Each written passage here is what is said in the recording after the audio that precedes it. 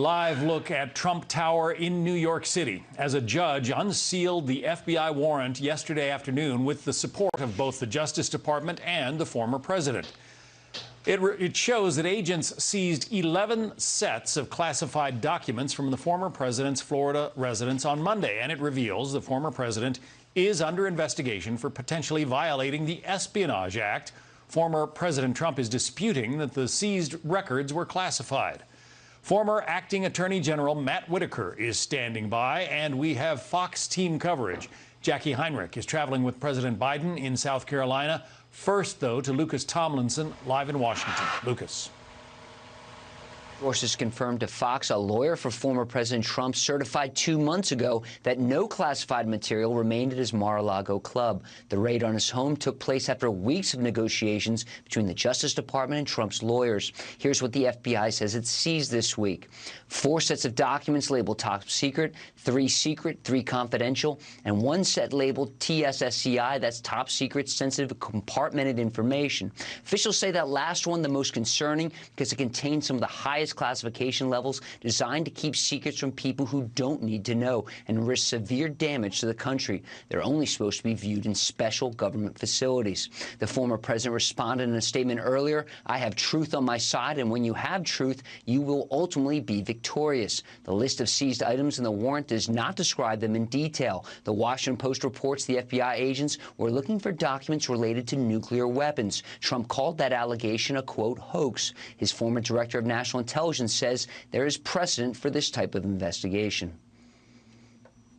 Compare that to Hillary Clinton, who had classified documents in a server that Jim Comey admitted was accessed by a foreign adversary. So her conduct was far, far worse, and yet she wasn't charged. Trump's former national security advisor, John Bolton, told CBS Trump would often get intelligence briefings, and he would ask those briefers if he could keep some of the sensitive documents. I asked Bolton if this story was true. He says it's accurate. John? Lucas Tomlinson, live in Washington. Thank you, Lucas.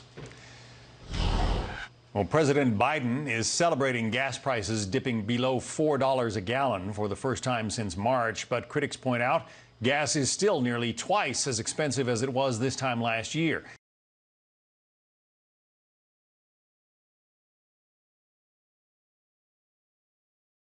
Meanwhile, new photos show Hunter Biden vacationing with his family while in the middle of a federal tax investigation. White House correspondent Jackie Heinrich has details for us from South Carolina. Jackie.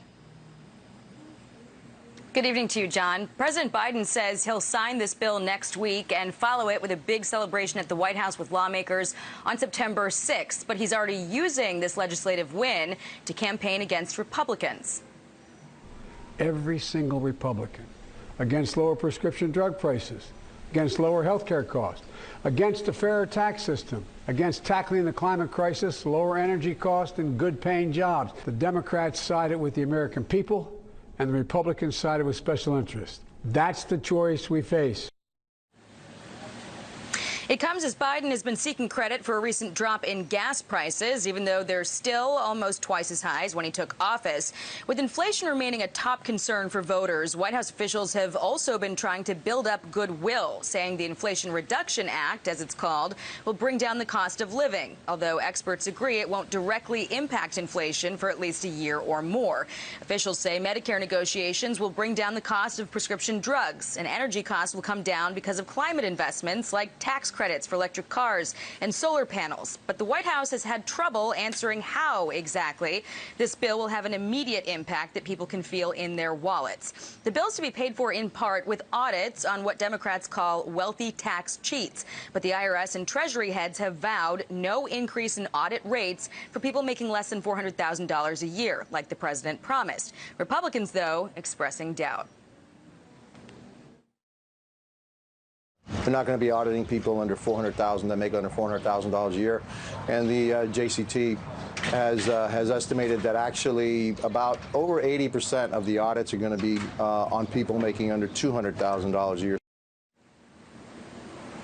Meanwhile, Biden's given no comment on the FBI raid on former President Trump's estate. He's here with his family on vacation, including Hunter Biden, who's under federal investigation for his taxes. He's on Air Force One and was spotted on a beach with his wife and son. President Biden again today had no public events on his schedule, John. All right, Jackie Heinrich reporting from South Carolina. Jackie, thank you. Lawmakers on the Hill are reacting to the details of the newly unsealed search warrant for former President Donald Trump's Mar-a-Lago property in Florida. But as President Biden remains silent while vacationing in South Carolina, Vice President Kamala Harris is speaking out. Alexandria Hoff reports from Washington. We have not heard from the president on the raid at Mar-a-Lago as the White House seeks to distance itself from any accusations of political influence in this. But the vice president, well, she did take a moment to express her confidence in the DOJ. Well, as a former prosecutor, I will tell you I don't speak about anybody else's case. But I have full confidence that the Department of Justice will do what the facts and the law requires. The vice president went on to condemn attacks on law enforcement. And to that, Republicans on the House Intelligence Committee agreed, but expressed fear that this search and seizure has only amplified distrust. The seventh floor, the leadership of the FBI and the Department of Justice have been politicized in the eyes of most Americans. This is the same agency leadership that protected Hillary Clinton, James Comey, and continues to protect Hunter Biden. It would be highly unusual for a president to have anything, even in the Oval Office, that rises to the level of an imminent national security threat. Democratic Committee Chair Adam Schiff said protecting classified documents is the priority. And House Speaker Nancy Pelosi added this. You would think there would be an adult in the Republican room that would say, just calm down. See what the facts are. Republican Senator Chuck Grassley said today that understanding those facts will take more than unsealing of a warrant. Full transparency is going to be when they release the affidavit. And this is such a high-profile and very strange way of going about getting documents from a former president. The Washington Post editorial board called the Republican Party's reaction to the raid disturbing and dangerous, writing also that those defending the president wanted Hillary Clinton locked up for mishandling classified documents. John? Alexandria Hoff in Washington. Alex, thank you. So the presence of classified documents at Mar-a-Lago reminding many of the emails that former Secretary of State Hillary Clinton had on her private email server back in 2016, several of which were marked classified. 7 email chains concern matters that were classified at the top secret special access program at the time they were sent and received. Former Acting Attorney General Matthew Whitaker joins us now. General Whitaker, let's talk about the differences between the Hillary Clinton investigation and what's going on with former President Trump. Do you see significant differences?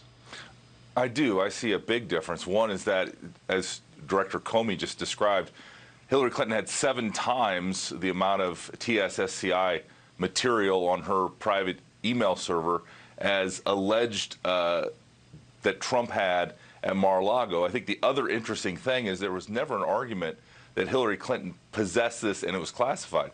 The argument for President Trump is actually much stronger because he believes and has said that he declassified all of these documents. And so we may be talking about apples and oranges, but it goes to the bottom line is that the American people believe that we have an increasing 2-tiered system of justice where Hillary Clinton, nothing happens to her, no search warrant was executed.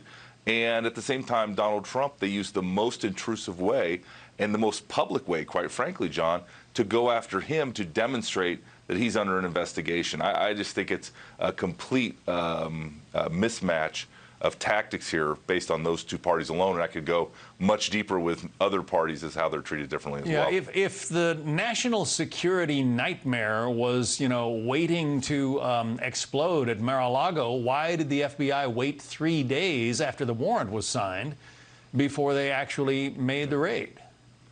But, John, they really waited 18 months because that's when he moved out of the White House and GSA packed the boxes and grabbed the documents that are now the subject of our discussion, and the FBI search warrant.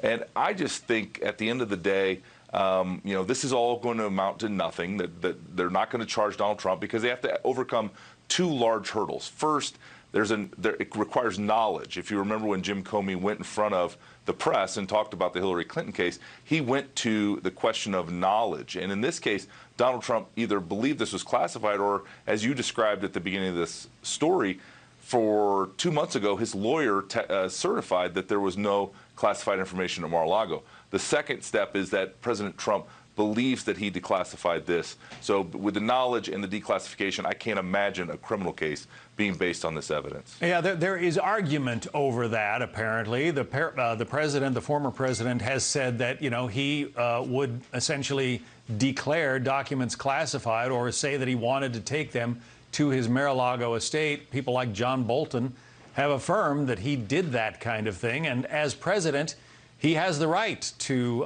declassify documents, does he not? I mean, under the law, under our system? He does. Under the law, he doesn't have to follow the most specific steps of the declassification. But remember, both President Bush and President Obama had executive orders that said that they didn't have to follow the regulations as it requires the declassifying, because the president ultimately is the head of the executive branch, and the information is created for his benefit. And so I think as you look at this case, the FBI made this move, and the Department of Justice and Merrick Garland made this move very aggressively, I think, in order to create a news story and have exactly what we're doing for the last week, talk about the raid on Mar-a-Lago instead of all these other bad news stories for Joe Biden. Yeah, because they're talking about, violations of the Espionage Act. That sounds serious and scary. It does, but at the end of the day, we're really talking about whether or not this classified information, some of it highly classified. In fact, one of the documents you said was TSSCI. Whether those were actually classified as they sat in the sounds like the basement or the bedroom at Mar-a-Lago. I just think, based on everything we know, between the knowledge requirement together with the declassification and the standing order that anything he removed to the residence while he was president was declassified, I just think this case is impossible for DOJ. And so I just continue to think it is just another example of this two-tiered system of justice in our country right now. Well, and it does seem strange that for the first time ever, the home of the president essentially has been raided by the FBI. Yeah, John, there's so many other ways they could have obtained this information. They could have negotiated. They could have issued a subpoena. They could have, done so many other ways to de-escalate and use less intrusive means. But they chose almost immediately as the first choice. And this is going to be very important. And this is what I thought Merrick Garland was going to talk about earlier this week, and he didn't. And that is why they didn't de-escalate the situation and find a way to resolve this short of doing a full FBI search warrant execution at Mar-a-Lago with dozens of FBI agents. Well, you held the job that Merrick Garland now holds. It's going to be interesting, again, as you say, to see what comes out of all of this in the coming days. Matthew Whitaker, former acting attorney general. We appreciate it. Thank you. Thank you, John. Have a great day. You too. Well, there are new developments in... An update now on the deadly shooting on the set of the Alec Baldwin movie Rust last fall. An FBI forensic report obtained by ABC News shows the gun used in the shooting could not have been fired without pulling the trigger. Fox News has not independently reviewed that report. Cinematographer Helena Hutchins died in the shooting on the movie's set in New Mexico. Actor and producer Alec Baldwin, who was holding the gun, has said he never pulled the trigger. The man accused of stabbing author Salman Rushdie pleaded not guilty today to charges of attempted murder and assault. The attack yesterday leaving Rushdie with a damaged liver and severed nerves in his arm and eye. The author is currently on a ventilator and unable to speak. Brian Yennis is outside the hospital with the latest on Rushdie's condition, as well as more on the suspect. Brian? John, good evening. Tonight, prosecutors say that the attack on author Salman Rushdie was targeted and pre-planned by 24-year-old Hadi Matar. They say he bought an advance ticket to the event where Rushdie was speaking, and then at the same time, he arrived a day early with a fake ID. Matar pleaded not guilty to second-degree attempted murder and assault charges. The FBI raided Matar's home in Fairview, New Jersey, and while his motive is unclear, local NBC New York reports a preliminary review of Matar's social media shows he's sympathetic to Shia extremism and to Iran's Revolutionary Guard. This as new video emerges showing just seconds after Rushdie was attacked on stage at the Chautauqua Institute in New York yesterday. More than a dozen audience members, including a doctor, ran on stage to help Rushdie.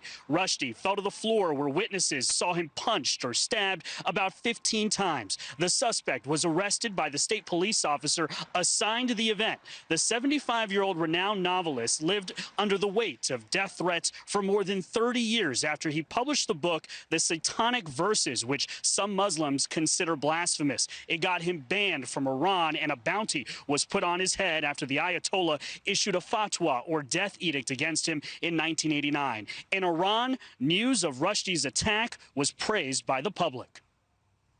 It was a good feeling to see someone who was the writer of the Satanic Verses attacked.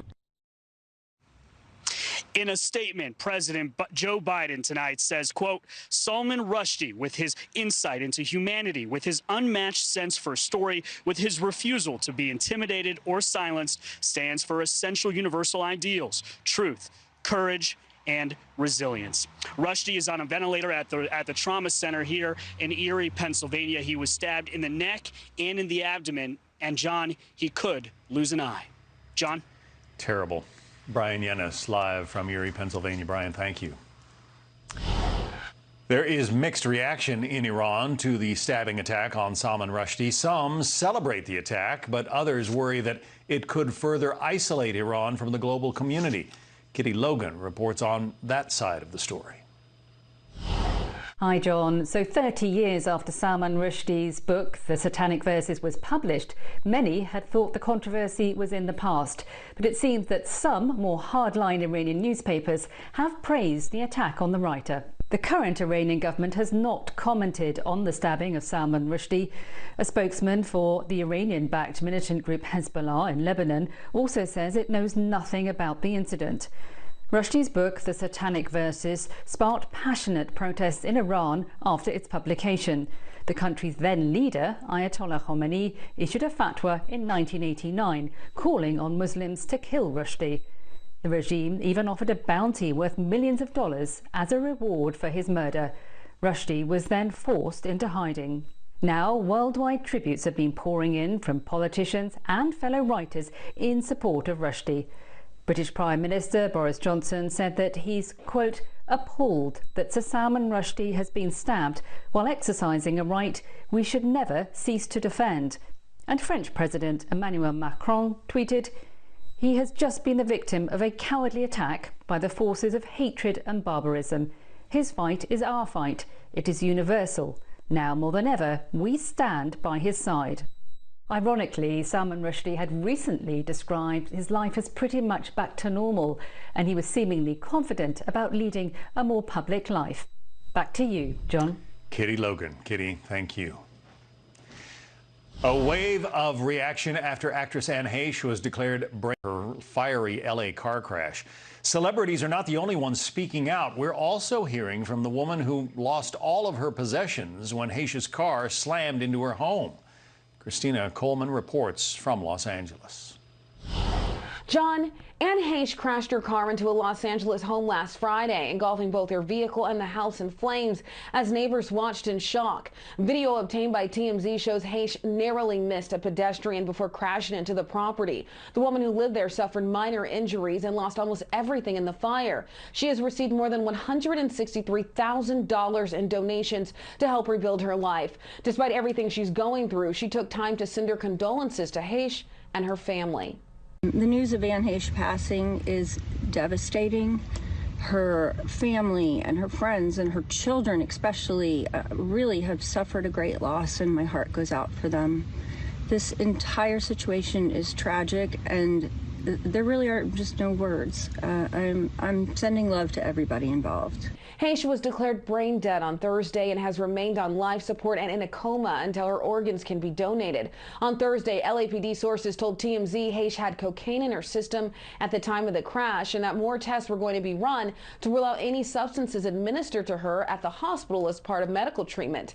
LAPD has ended its investigation into this crash since Haish has passed away. Her loved ones are sharing their condolences. Her ex-girlfriend, Ellen DeGeneres, tweeted, quote, "This is a sad day. I'm sending Anne's children, family, and friends all of my love." Her former co-star, Alec Baldwin, also commented on social media. All I know is that this woman who was my friend and who I really, really admired and really cherished my relationship with her. Haish is known for acting in a number of movies, including 6 Days, 7 Nights, and Donnie Brasco. She was 53 years old. John? Christina Coleman in Los Angeles. Thanks, Christina. FoxNews.com/apps. Well, Customs and Border Protection data shows the U.S. is likely to surpass 2 million illegal migrant crossings this fiscal year for the first time ever. This as Texas Governor Greg Abbott continues sending busloads of migrants from Texas to New York City. Arizona Republican Congressman Andy Biggs will join us in just a moment, but first we go to Bill Malugin. He is live in Eagle Pass, Texas. To you, Eagle Pass, where we are, is part of Border Patrol's Del Rio sector, and it is completely overwhelmed. The DHS source, 24-hour span going back to yesterday, there have been nearly 2,000 illegal crossings in this sector. Case in point, take a look at this video we shot early this morning just after sunrise here in Eagle Pass. This was a single massive group of approximately 150 migrants who all crossed over together in the early morning hours, and as you can see from the video, it is predominantly single adults. We are no longer seeing those mass family units with little kids coming across. Most of the people crossing here are Venezuelans, Cubans, and Nicaraguans. Those countries, for the most part, not subject to Title 42, meaning most of the people in this video will be released into the U.S. after they are processed. They know that, and that is why they are coming in huge numbers. Take a look at this second piece of video. We saw the same thing on Friday. Take a look. This was another group of approximately 200 that also crossed illegally right here again into the Eagle Pass area, and once again, predominantly all single adults. We've even started seeing some elderly folks coming across in bigger numbers, pregnant women as well.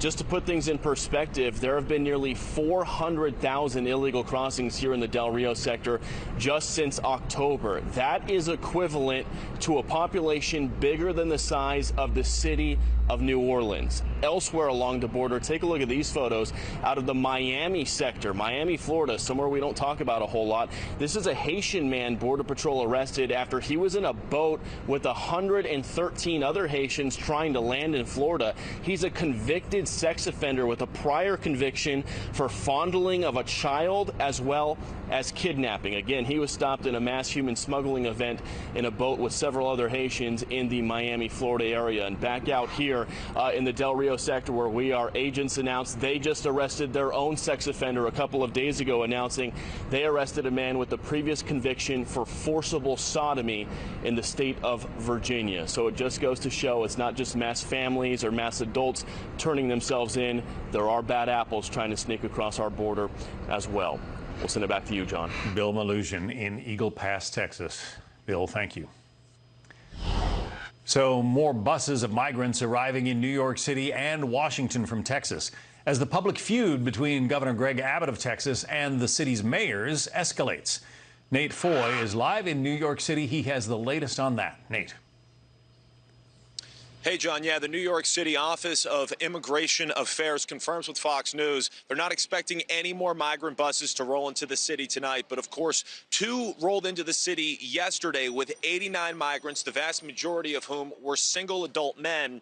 And they were met by an official in the mayor's office who's now escalating the rhetoric against the Texas governor, accusing him of inciting anti-immigration hatred. Listen to this.